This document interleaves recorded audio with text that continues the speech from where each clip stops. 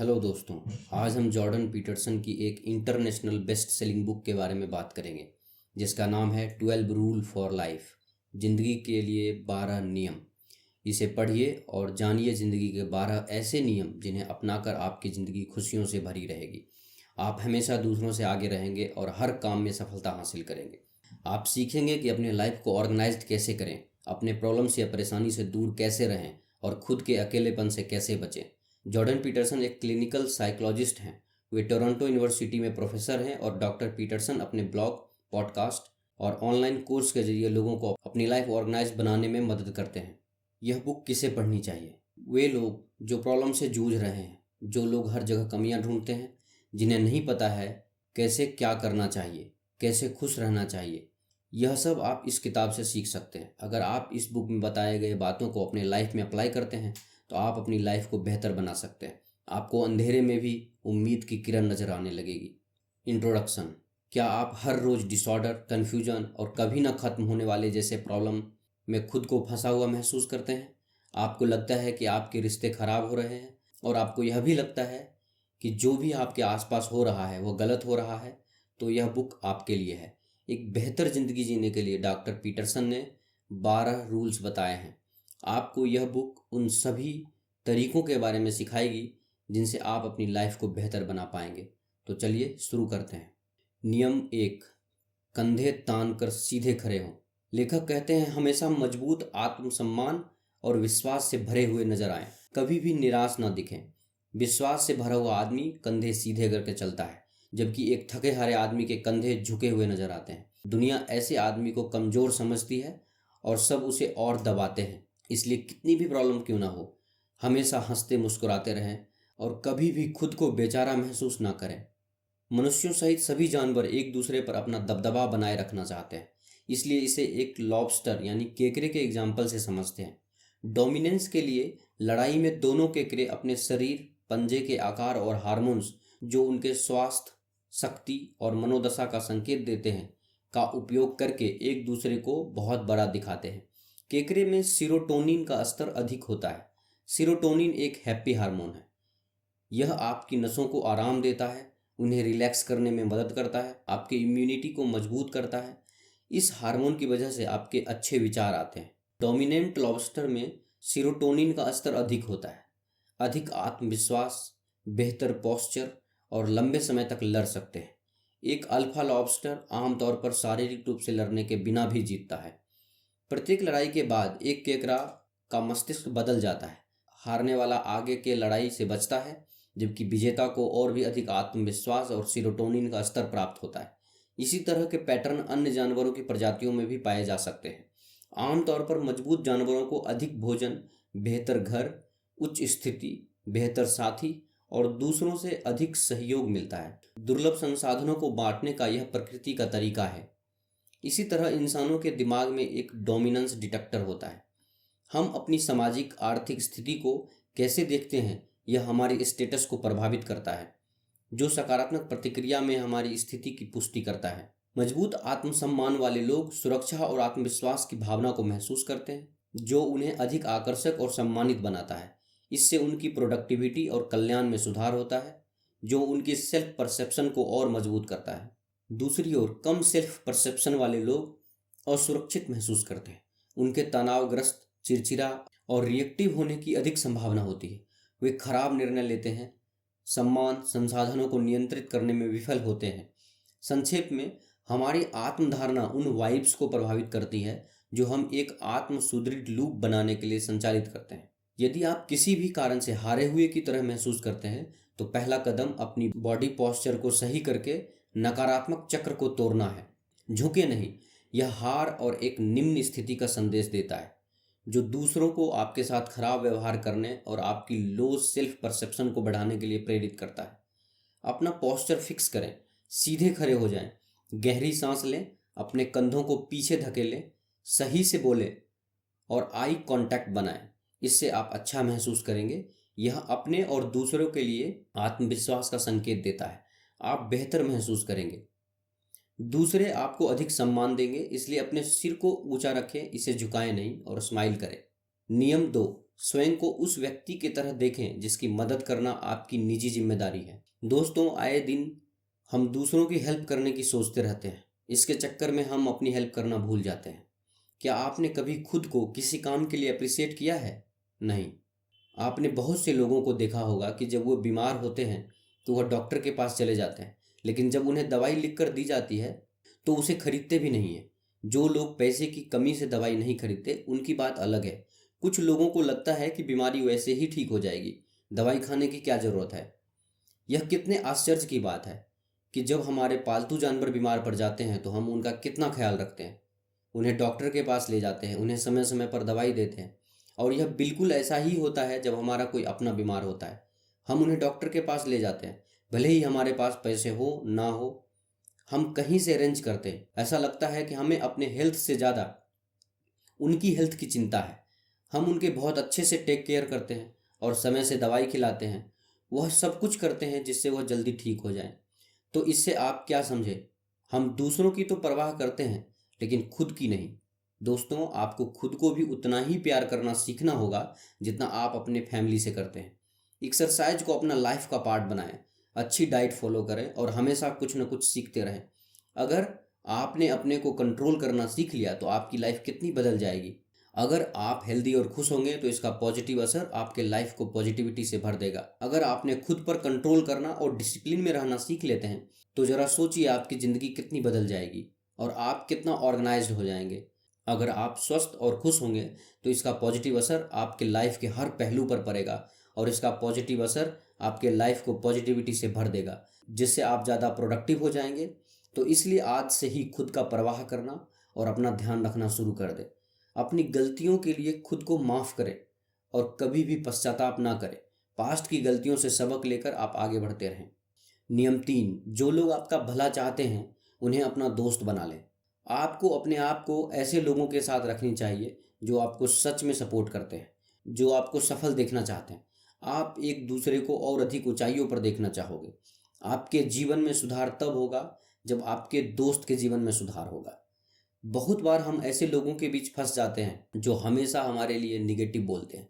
लेखक कहते हैं कि आपको अपनी चॉइस का इस्तेमाल करना चाहिए और ऐसे लोगों से दूर हो जाना चाहिए। अगर कोई ऐसा इंसान आपका दोस्त है जिससे दोस्ती करने के लिए आप कभी किसी और को नहीं कहेंगे, तो भला आपने खुद उसे अपना दोस्त क्यों बना रखा है? इसीलिए आपको ऐसे लोगों को दोस्त बनाना चाहिए जो चीज़ों को बेहतर बनाना चाहते हो, जो आपके लक्ष्य को पाने में मदद करता हो। और अगर आप कुछ गलत करते हो तो आपको डांटने का और सही रास्ते पर चलने के लिए कह सकने का हिम्मत रखता हो। आइए इसे एक उदाहरण से समझते हैं। लेखक कहते हैं कि उनका एक दोस्त था एड, जो बहुत इंटेलिजेंट और स्मार्ट था। वो दोनों एक साथ में पार्टी करते थे। लेखक ने कॉलेज में एडमिशन ले लिया लेकिन एड नशा करने लग गया था। वो ऐसे दोस्तों के साथ समय बिताने लगा जो कॉलेज बीच में ही छोड़ चुके थे। एक दिन लेखक ने एड को अपने घर बुलाया, लेकिन एड अकेले नहीं आया, उसके साथ उसका दोस्त कार्ल भी साथ में आया था। लेखक उन्हें देखते ही समझ गए कि वो दोनों नशे में चूर है। आखिर लेखक एड को एकांत में ले गए और उन्हें वहां से जाने के लिए कहा। ऐसे लोगों के साथ रहना जो नशा करते हैं, आलसी है और लाइफ में जिनका कोई पर्पस नहीं है, बहुत दुख की बात है। लेकिन आप किसके साथ दोस्ती रखना चाहते हैं ये आपकी चॉइस है। किसी ने खुद को आपके ऊपर थोप दिया है तो आप उस बर्डन को उतार दें। जबरदस्ती किसी के साथ दोस्त ना बने रहें। इसलिए दोस्तों, लाइफ में लक्ष्य का होना बहुत ज़रूरी है। अपने अंदर विनम्रता लाएं और जरा साहस दिखाएं। अपनी निर्णय क्षमता का इस्तेमाल करें और स्वयं को ऐसे लोगों से बचाएं जो गलत रास्ते पर चल रहा हो, और ऐसे लोगों के साथ जुड़े जो लोग आपका हित चाहते हैं और उन्हें अपना दोस्त बना लें।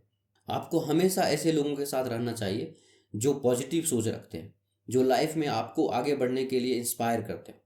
अच्छे लोगों के साथ रहने से आप खुद को दुख और तकलीफ से बचा सकते हैं। लाइफ में पर्पस होना बहुत ज़रूरी है क्योंकि खाली दिमाग शैतान का घर होता है। अच्छे दोस्त आपके लाइफ में मीनिंग ढूंढने में मदद करेंगे। अगर आप ऐसा करते हैं तो आपका ज़िंदगी प्यार और खुशियों से भर जाएगी। नियम 4, अपनी तुलना अपने पिछले कल से करें, ना कि दूसरे से। सोशल मीडिया के होने से सब कुछ दिखता है, कुछ भी छिपता नहीं है। जब आप सोशल मीडिया का इस्तेमाल करते हैं तो आप अपने दोस्तों के पोस्ट देखते हैं। उनमें से कुछ दोस्त यूरोप में वेकेशन मना रहे हैं, तो कुछ को प्रमोशन मिला है, कुछ को लाइफ पार्टनर मिल गया है और उनकी शादी हो गई है, किसी को अपने फील्ड में अवार्ड मिला है और कुछ ने अपनी मास्टर डिग्री कंप्लीट कर लिया है। और आप अपने आप को उनसे कंपेयर करने लगते हैं कि कहाँ वह लाइफ में मज़े कर रहे हैं और आप जो अपने अस्त व्यस्त और गंदे अपार्टमेंट में अपनी घर अकेले बैठे हुए हैं। आप बहुत इनसिक्योर और जलन फील करने लग जाते हैं। लेखक का कहना है कि बहुत आसान है अपने को सक्सेसफुल लोगों से कंपेयर करना और अपने आप को नकारा और यूजलेस समझना। आप भले ही किसी स्किल के महारथी क्यों ना हो, आपको कोई ना कोई ऐसा आदमी जरूर मिल जाएगा जो आपसे बेहतर है। अगर आप एक म्यूजिशियन हैं तो आपको खुद को द ग्रेट मोजार्ट से तुलना ना करें। अगर आप एक शेफ हैं तो खुद को मास्टर शेफ गॉर्डन रामसे से कंपेयर मत कीजिए। आपके पास आपके अपने यूनिक स्किल हैं, आप उनसे अलग हैं, उनसे कम नहीं। आप खुद में एक कमाल के इंसान हैं और बिल्कुल आपके जैसा इस पूरी दुनिया में दूसरा कोई इंसान नहीं है। आप जैसा है खुद को वैसे ही एक्सेप्ट करें।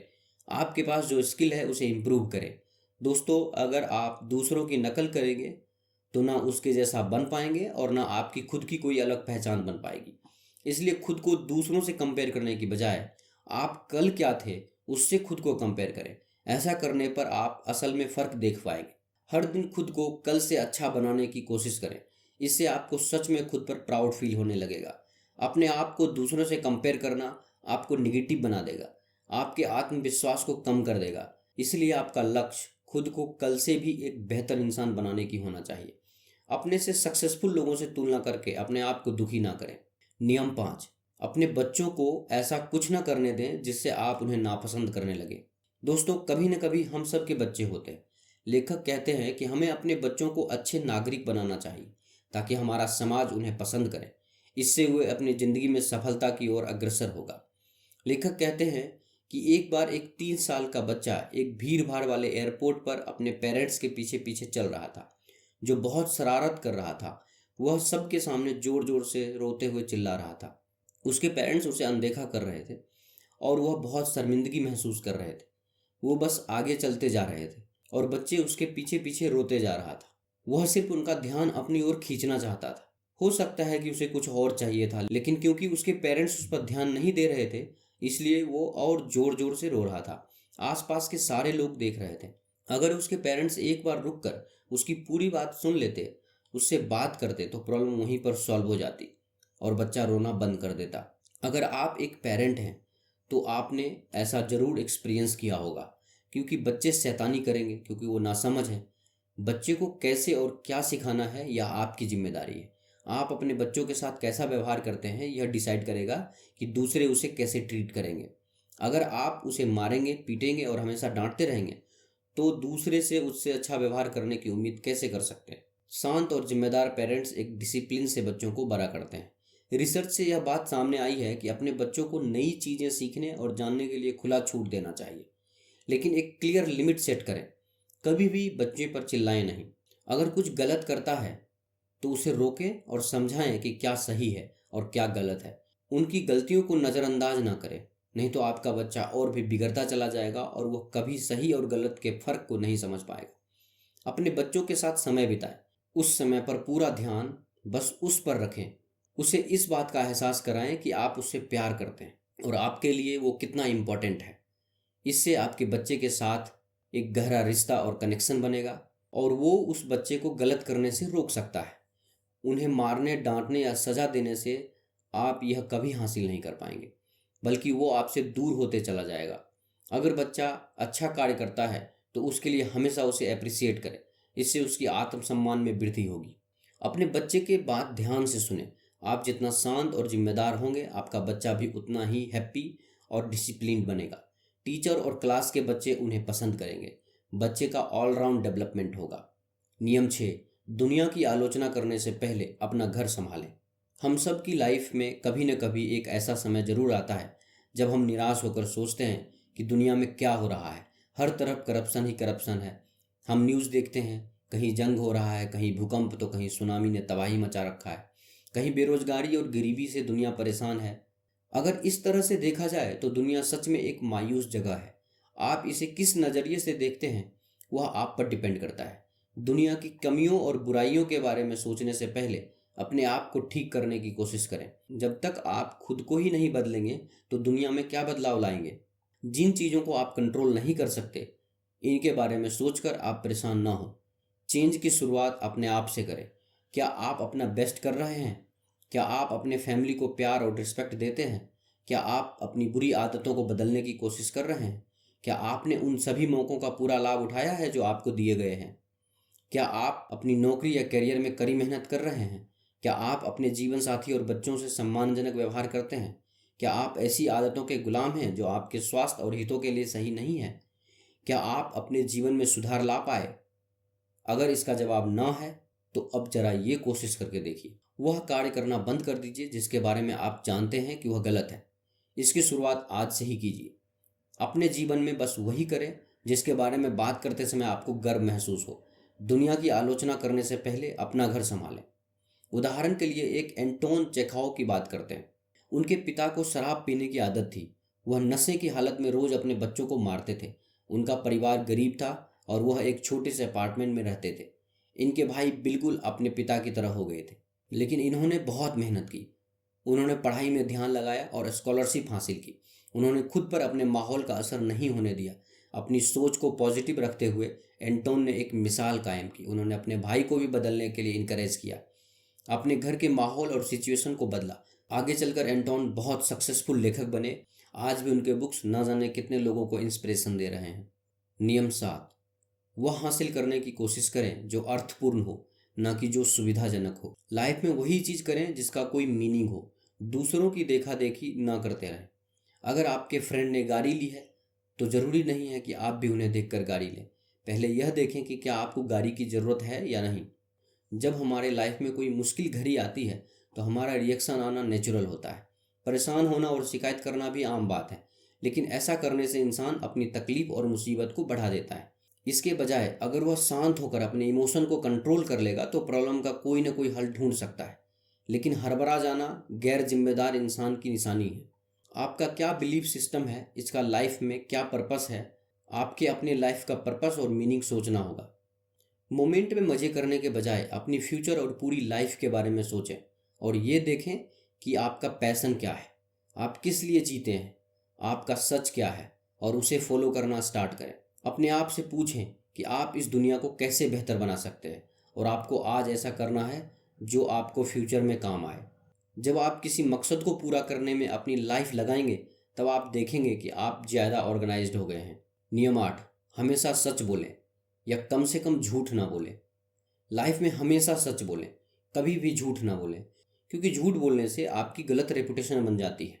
लोग आप पर विश्वास नहीं करते, और जब लोग आप पर विश्वास नहीं करते तो आपको किसी बड़े काम की जिम्मेदारी भी नहीं दी जाती, और ऐसे में आप सक्सेस प्राप्त नहीं कर पाते। अगर आप किसी को कोई बात नहीं बताना चाहते हैं तो उसे ना बताएं, लेकिन झूठ ना बोलें। आप सॉरी बोल सकते हैं और कह सकते हैं कि यह पर्सनल चीज़ है और आप इसे डिस्कस नहीं करना चाहेंगे। यह कहते ही सामने वाला आदमी अपने आप ही आपसे नहीं पूछेगा। लेकिन अगर आप झूठ बोलेंगे और बाद में उसे सच पता चल जाएगा तो वह दोबारा कभी आप पर विश्वास नहीं कर पाएगा। इसलिए हमेशा सच ही बोलें। लेखक कहते हैं कि एक समय था जब वो अपनी वाइफ के साथ एक छोटे से अपार्टमेंट में रेंट पर रहा करते थे। उनका मकान मालिक डेनिस था जिसे शराब पीने की लत थी। वो अपने काम के समय को छोड़कर पूरा दिन नशे में धुत रहता था। कई बार तो वो सिर्फ 2 ही दिन में बियर की 60 बोतल पी जाता था। वह अपने सारे पैसे शराब में उड़ा देता था। जब कभी उसके पैसे और शराब खत्म हो जाते तो वह ऑथर का दरवाज़ा खटखटा देता था, चाहे आधी रात ही क्यों ना हो, और साथ में वो माइक्रोवेव टोस्टर लेके आता था और उसे ऑथर यानी कि जॉर्डन को बेचने की कोशिश करता था। जॉर्डन ने 1-2 बार उसका सामान खरीदा भी, लेकिन जॉर्डन की वाइफ का कहना था कि डेनिस को ये सब करना बंद करना होगा। जॉर्डन बहुत नर्वस थे। वह नशे में धुत एक शराबी को कैसे समझा पाएंगे कि यह सब अब नहीं चल सकता। फिर जॉर्डन ने सच बोलने का फैसला किया। उन्होंने डेनिस को सीधे सीधे यह कह दिया कि वो कोई सामान नहीं खरीदना चाहते। उन्होंने उसे समझाया कि उसकी भलाई इसी में है कि उसे और पैसे ना दिए जाएं। जॉर्डन ने जो हकीकत था उसे साफ साफ बता दिया। 15 सेकंड तक डेनिस जॉर्डन को देखता रहा और उसके मन को पढ़ने की कोशिश करता रहा। उसने जॉर्डन के शब्दों में सच्चाई और ईमानदारी को महसूस किया। फिर वो मुड़ा और वहाँ से चला गया। डेनिस ने फिर कभी जॉर्डन को कुछ भी बेचने की कोशिश नहीं की। अगर आपका जीवन वैसा नहीं है जैसा यह हो सकता है तो सच बोलने का प्रयास कीजिए। अगर आप खुद को कमज़ोर, हताश, ठुकराया हुआ और उलझन में महसूस करते हैं तो सच बोलने का प्रयास कीजिए। झूठ से सिर्फ एक और प्रॉब्लम खड़ी हो जाती है। भले ही वो किसी की फीलिंग्स को हर्ट ना करने के लिए बोला गया हो, वो फिर भी झूठ ही होता है। नियम 9, यह मानकर चलें कि आप जिस व्यक्ति से बातचीत कर रहे हैं शायद वह ऐसा जानता हो जो आपको ना पता हो। बहुत से लोग आजकल दूसरों की बात सुनना नहीं चाहते। उन्हें लगता है कि दूसरों को कुछ नहीं आता और सिर्फ वही सब कुछ जानते हैं, लेकिन ऐसा नहीं होता है। सबका ज़िंदगी में अलग अलग एक्सपीरियंस रहा होता है। लोग अपने एक्सपीरियंस से ही हमें बहुत कुछ सिखा सकते हैं।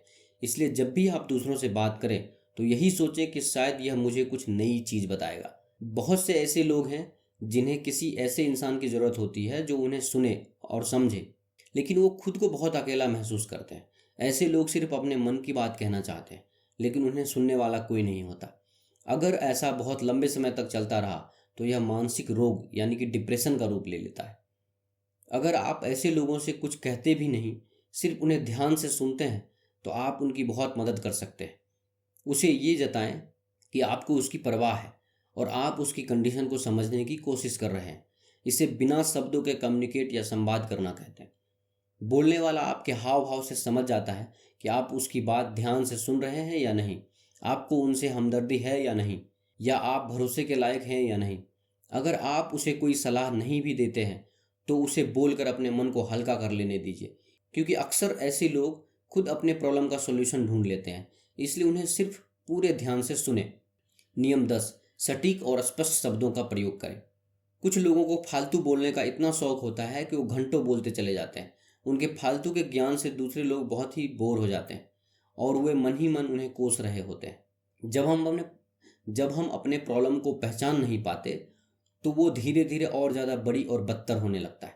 अगर हम किसी प्रॉब्लम की जड़ को नहीं समझ पाए तो आप उसे कभी हल नहीं कर पाएंगे। यही कारण है कि हमें बहुत सोच समझकर बोलने की ज़रूरत है। यह मत कहिए कि सब कुछ गलत है, लेकिन यह भी मत कहिए कि कुछ भी गलत नहीं है। बढ़ा चढ़ाकर या कम करके नहीं, बल्कि जो प्रॉब्लम है बस वही बोलिए। एक बार जब आप प्रॉब्लम को पहचान लेते हैं तब आपको समझ में आ जाता है कि उसे कैसे सॉल्व करना है। नियम 11, जब बच्चे स्केट बोर्डिंग कर रहे हो तो उन्हें परेशान ना करें। जॉर्डन पीटरसन यूनिवर्सिटी की एक बिल्डिंग में बच्चों को स्केट बोर्डिंग करते हुए देखते थे। वहाँ काफ़ी खुली जगह थी। सीढ़ियों की रेलिंग पर बच्चे अलग अलग करतब किया करते थे। सड़क के दूसरी तरफ एक प्लेग्राउंड था जहाँ बच्चों के जाने पर लोकल गवर्नमेंट ने रोक लगा दी थी। उस जगह को चारों ओर से बंद कर दिया गया था। बड़ों का कहना था कि स्केट बोर्डिंग बच्चों के लिए काफ़ी खतरनाक होती है, लेकिन पीटरसन इससे सहमत नहीं थे। उनका मानना था कि प्रैक्टिस करने से बच्चे किसी चीज़ में मास्टर बन सकते हैं। उन्हें प्रैक्टिस करने से रोकना नहीं चाहिए। और इनमें कोई दो राय नहीं है कि स्केटिंग करते समय वह कई बार गिरते हैं और उन्हें काफ़ी चोट भी आती है, लेकिन बच्चे हमेशा उठकर दोबारा कोशिश करते थे। अगर उनके खेलने पर ही रोक लगा दी गई तो वो कभी नहीं सीख पाएंगे। बहुत सारे माता पिता अपने बच्चों के प्रति ज़रूरत से ज़्यादा प्रोटेक्टिव होते हैं। वे अपने बच्चों पर कई चीज़ों की पाबंदी लगा देते हैं और वो हमेशा बीच में आकर बच्चे की प्रॉब्लम को सॉल्व कर देते हैं। इसका रिजल्ट ये निकलता है कि बच्चा डरपोक और अंदर से कमज़ोर हो जाता है। वो अपने पेरेंट्स की मदद पर आश्रित हो जाता है और वो खुद कोई डिसीजन नहीं ले पाता है। ऐसा अपने बच्चों के साथ ना होने दें। अगर आपके बच्चे का अपने फ्रेंड के साथ झगड़ा हो जाता है तो उसकी बात ध्यान से सुनें, लेकिन उन दोनों के बीच आप इंटरफेयर नहीं करें और ना ही आप उनकी प्रॉब्लम को हैंडल करें। ये काम उसे खुद करने दें। इससे आपके बच्चे को खुद ये पता चलता है कि उसे क्या करना चाहिए। इससे उसमें कॉन्फिडेंस डेवलप होने लगेगा और वो किसी पर आश्रित होने की बजाय प्रॉब्लम को हैंडल करना सीखेगा। नियम 12, अगर रास्ते में कोई बिल्ली नज़र आए तो उसे पाल लें। हम सब अपने लाइफ में बहुत बिजी रहते हैं। हम हमेशा भागते ही रहते हैं। हम में से कोई रुकना नहीं चाहता, लेकिन थोड़ा रुकना बीच बीच में बहुत ज़रूरी होता है। ज़िंदगी की छोटी छोटी खुशियों का आनंद उठाएं। अगर सिर्फ दौड़ते ही जाएंगे तो लाइफ की कार आउट ऑफ कंट्रोल हो सकती है। एक बहुत अच्छा कहावत है, stop and smell the flowers. इसका मतलब है ठहराव। ठहराव भी बहुत ज़रूरी है। हम सब तो हमेशा बिजी ही रहने वाले हैं। हम न जाने कितने काम और कितनी जिम्मेदारियों में फंसे हुए हैं। हमें रुक कर सोचने और सांस लेने का मौका नहीं मिलता। हो सकता है कि घर लौटते वक्त आपको सड़क पर एक बिल्ली दिख जाए जो खाने की तलाश कर रही हो और इसे देखकर आपके चेहरे पर स्माइल आ जाए। इसलिए रिलैक्स रहना सीखें, थोड़ा रुकना सीखें। आप थोड़ी देर रुककर बिल्ली को प्यार से सहला सकते हैं। यह प्रकृति बहुत सुंदर है, लेकिन यहाँ रुककर इसे देखने का वक्त किसी के पास नहीं है। जिंदगी तो छोटी छोटी खुशियाँ लेकर आती है, इसे एंजॉय करें। हो सकता है कि घर लौटते वक्त आपको सड़क पर बारात दिख जाए और आप जाम में फंस जाएं, तो परेशान होने की जगह आप थोड़ा रुक कर वहाँ जो लोग डांस कर रहे हैं बस उन्हें देखकर स्माइल कर लें, या हो सके तो खुद डांस कर लें। आपको अच्छा लगेगा, क्योंकि समय तो उतना ही लगना है। दोस्तों, हमारी ज़िंदगी अस्त व्यस्त नहीं होनी चाहिए। आप अपनी ज़िंदगी के हर पहलू को ऑर्डर में ला सकते हैं, बस आपको अपना नज़रिया बदलने की ज़रूरत है। अपने चेहरे पर स्माइल लाना सीखें। अगर आप रिलैक्स होकर थोड़ा हैप्पी हो जाएंगे तो बात कुछ और है। आप प्रकृति की खूबसूरती को निहार सकते हैं, जो कि बहुत सुंदर है, लेकिन यहाँ रुकने का वक्त किसी के पास नहीं है। आपके पास जो छोटी छोटी चीज़ें हैं उन्हें अप्रिसिएट करें। अपनों के लिए समय निकालें, उनके साथ समय बिताएं, जिससे आप हमेशा जिंदा दिल नजर आएंगे। इससे दुनिया भी आपकी इज्जत और तारीफ करेगी, क्योंकि हंसने वाले के साथ सब हंसते हैं और रोने वाले के साथ कोई नहीं रोता। बिना रुके लगातार काम करते रहेंगे तो आपकी बॉडी और माइंड थक जाएगा। काम में आपकी प्रोडक्टिविटी कम हो जाएगी। आप सिर्फ एक मशीन बनकर रह जाएंगे। बस अपना नज़रिया बदलने की ज़रूरत है। कंक्लूजन, निष्कर्ष। तो आपने इस बुक के 12 नियम को पढ़ा, जो आपकी लाइफ ऑर्गेनाइज करने में बहुत मदद करेंगे। इन्हें एक एक करके अप्लाई करने की आदत डालें।